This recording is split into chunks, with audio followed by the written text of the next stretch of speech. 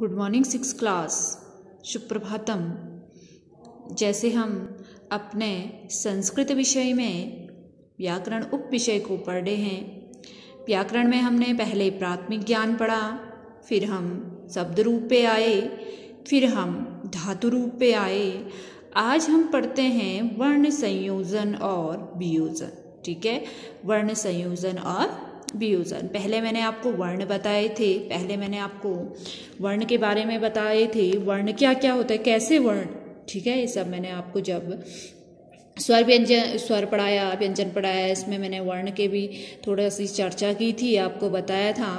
तो दोबारा मैं आपको फिर वर्ण बता देती हूँ कि क्या वर्ण होते हैं, कैसे संयोजन होता है और कैसा वियोजन। ठीक है, पहला जो है वर्ण, पहले समझ दो वर्ण क्या है।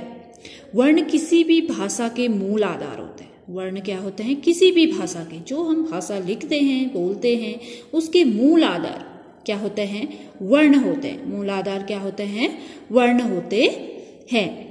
इनके बिना किसी भी भाषा की कल्पना नहीं की जा सकती है। इन वर्णों के बिना, वर्ण के बिना किसी भी भाषा की क्या नहीं की जा सकती है? कल्पना नहीं की जा सकती है, क्योंकि भाषा की सबसे छोटी इकाई होते हैं। क्योंकि एक सबसे छोटी इकाई होते हैं भाषा की। जो भाषा हमारी बनती है, शब्द हमारा बनता है, किससे बनता है? वर्णों से बनता है। ठीक है, वर्ण भाषा की सबसे छोटी क्या होती है? इकाई होती है।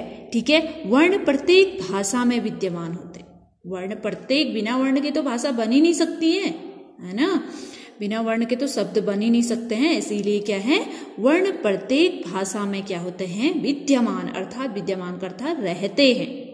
ठीक है, ये लिखा है मैंने, किसी लिखा है या वर्ण लिखा है, पहले वो है ना, वो हमारा वर्ण है। वर्णों क्या है? हमारा वर्ण है, तभी तो वर्ण बना है ना। किसी है, क क्या है? वर्ण है। सौ क्या है? वर्ण है। ये छोटे छोटे क्या है? हमारे वर्ण है। जैसे अ हमारा वर्ण है ना, क हमारा वर्ण है, ग हमारा वर्ण है। ये सारे क्या है? छोटे छोटे, ये क्या है? हमारे वर्ण कहलाते हैं। ठीक है, दोबारा समझो, वर्ण किसी भी भाषा के मूल आधार होते हैं। इनके बिना किसी भी भाषा की कल्पना नहीं की जा सकती, क्योंकि भाषा की जो सबसे छोटी इकाई होते हैं, वो वर्ण प्रत्येक भाषा में क्या होते हैं? विद्यमान रहते हैं। भाषा की सबसे छोटी इकाई क्या होते हैं? वर्ण होते हैं। ठीक है, और वर्ण प्रत्येक भाषा में क्या रहते हैं? विद्यमान रहते हैं। तो टॉपिक हमारा जो विषय है वो है वर्ण संयोजन एंड वियोजन। ठीक है, वियोजन आप बाद में समझोगे, पहले संयोजन बहुत सरल है। ठीक है, हमारा जो विषय है आज वो है वर्ण संयोजन। ठीक है, कैसे हम वर्ण को क्या करते हैं? संयोजन, वर्णों का संयोग करते हैं। संयोजन का अर्थ होता है जोड़ना। ठीक है, संयोजन का अर्थ क्या होता है? जोड़ना। ठीक हो गया। अब वर्ण संयोजन की परिभाषा देख लो। जब अनेक लघु लघु, लघु का अर्थ होता है छोटा। ठीक है, लघु का अर्थ होता है छोटा। जब अनेक छोटे छोटे भी कह सकते हैं, जब अनेक लघु लघु वर्णों को मिलाकर एक वर्ण शब्द बनता है, जिससे एक पद या शब्द बनता है, इस प्रक्रिया को क्या कहते हैं? वर्ण संयोजन कहते हैं। अब वर्ण संयोजन कैसे बनते हैं आपको समझाऊंगी। एक बार दोबारा परिभाषा समझ लो। जब अनेक लघु लघु अर्थात छोटे छोटे वर्ण को मिलाकर एक वर्ण बनता है, बड़ा। ठीक है, और उस वर्ण से हम क्या बनाते हैं? शब्द बनाते हैं।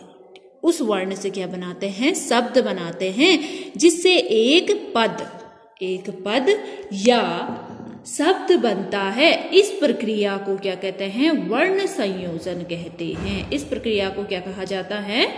वर्ण संयोजन कहा जाता है। अब वर्ण संयोजन कैसे करते हैं, यहाँ देखो कैसी प्रक्रिया है, कैसे लघु वर्ण है, कैसे मिल करके वह एक वर्ण बनते हैं। ठीक है, हमें यहाँ पे क्या करना है? संयोजन। जो वर्ण यहाँ क्या दिए हैं, यहाँ टॉपिक था वियोजन भी था। वियोजन आपको बाद में समझाया, लेकिन ये जो शब्द है वो वियोजन ही है। ठीक है, इसी का उल्टा क्या होता है? विलोम पद क्या होता है? वियोजन होता है। पहले हम संयोग करेंगे, वर्णों को जोड़ेंगे, फिर हम उसको तोड़ेंगे, वियोजन करेंगे। ठीक है, पहले आज हम क्या समझ लेते हैं? संयोजन। ठीक है, पहला वर्ण क्या है हमारा? र। फिर क्या है? आ। फिर क्या है? म। फिर क्या है? अ। फिर क्या है? विसर्ग। ठीक है। अगर हम इसको जोड़ें तो क्या बनता है, कैसे बनता है, कैसे शब्दों को जोड़ते हैं, एक बार समझो। रॉ है, रॉ क्या होगा, हलित होगा, ठीक है, प्लस अ। हम जब रा कहते हैं, रॉ के पीछे हमारा उच्चारण क्या आता है, आ आता है, नहीं आता है, रा आ रहा है, फिर क्या आ रहा है, मौ। राम का शब्द है, ये वियोजन किया हुआ है, हमने यहाँ पे संयोग करना है, ठीक है। रॉ, रा आ रहा है, म आ रहा है, रा म।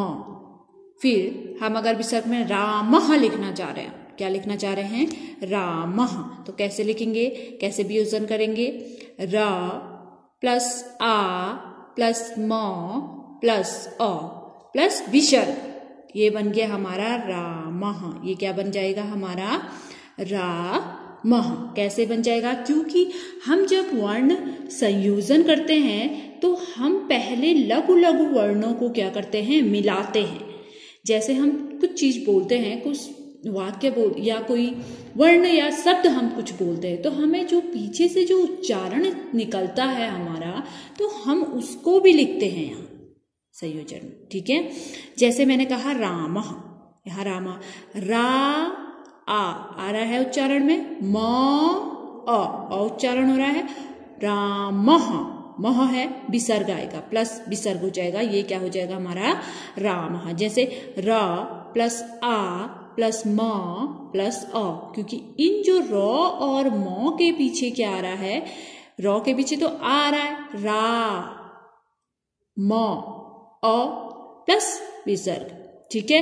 ये क्या बन गया हमारा रामः। अभी थोड़ा धीरे से समझोगे, दूसरा शब्द समझो पहले।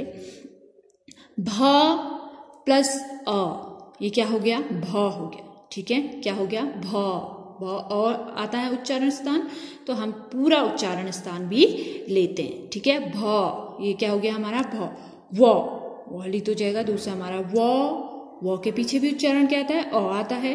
फिर नौ के पीछे भी अ आता है ना, नौ को उच्चारण करो, नौ अ।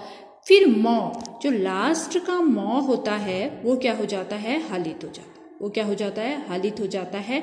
और ये शब्द बना हमारा भ व न म, भवनम। क्या बना हमारा ये शब्द, भवनम। क्या बन गया यहाँ पे, भ व न म, भवनम, ठीक है। भ था, भ का उच्चारण क्या आ रहा था, अ। वो था, वो का उच्चारण क्या आ रहा था, अ। प्लस नौ था, नौ का उच्चारण भी पीछे से क्या आता है, अ। फिर मौ जो हलित होता है लास्ट का वर्ण, वो लास्ट का ही ऐसा ही उतार लेते हैं, मौ। मौ में कोई विसर्ग नहीं है, विसर्ग नहीं है तो मौ जो हलित होगा वो लास्ट का ऐसे ही आएगा, ठीक है। फिर है जैसे फ प्लस अ, फ हो गया ये फ।